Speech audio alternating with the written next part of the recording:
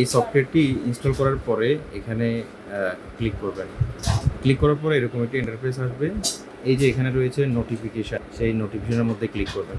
Notification click করার পরে এই যে এখানে যে সার্ভিসেস রয়েছে এখানে ক্লিক করুন। সার্ভিসেসে ক্লিক করার পরে এখানে এই যে এরকম যে ফাংশনটি রয়েছে সেখানে ক্লিক করুন। এবার এখান থেকে একদম শেষে যে রয়েছে অ্যাগ্রি, এই অ্যাগ্রি বাটনে ক্লিক করুন। অ্যাগ্রি বাটনে ক্লিক করার পরেই সাকসেস হয়ে যাবে। এরপর আপনি ওকে প্রেস করবেন। এখন আপনি এই হোমে এখানে যে হোমটি রয়েছে সেই হোমে গেলে আপনি আপনার ক্যামেরাগুলো দেখতে পাবেন। এই ক্যামেরাগুলো দেখা যাচ্ছে।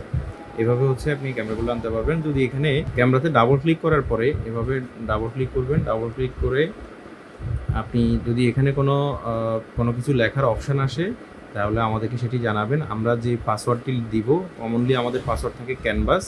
এই ক্যানভাসটি বসালেই এই স্ক্রিনটা শো হয়ে যাবে। শো হওয়ার পরে আপনি এই যে এখানে যে এইচডি রয়েছে, অবশ্যই ক্যামেরাকে এখানে এইচডি এটা করে রাখবেন। এরপর আপনি ডান দিক থেকে যখন বাম দিকে টান দিবেন পরের ক্যামেরাটি দেখা যাবে। এরপর ডান দিকে টান দিলে পরের ক্যামেরাটি দেখা যাবে।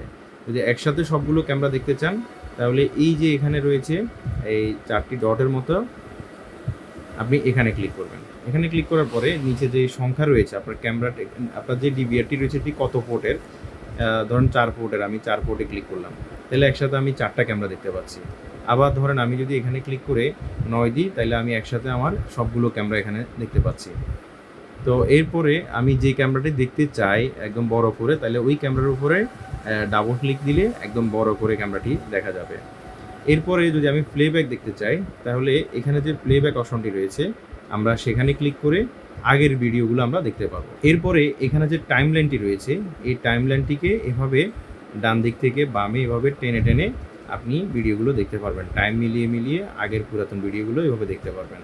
আবার চাইলে এখানে 10 সেকেন্ড করে আপনি সামনের দিকে যেতে পারবেন, আবার 10 সেকেন্ড করে আপনি পিছনের দিকেও যেতে পারবেন। এরপরে আপনি যদি এই যে এখানে ট্যুরের যে রয়েছে এখানে ক্লিক করেন, এখানে ক্লিক করলে বিভিন্ন তারিখ আসবে।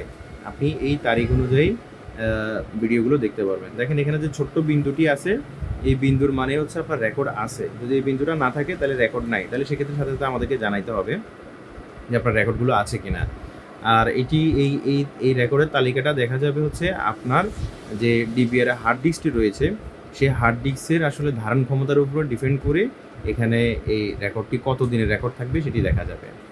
তা আমি ধরেন 4 তারিখের ভিডিও দেখতে চাই, তাহলে 4 তারিখের উপরে ক্লিক করে নিচে ওকে রয়েছে, আমি ওকেতে ক্লিক করব।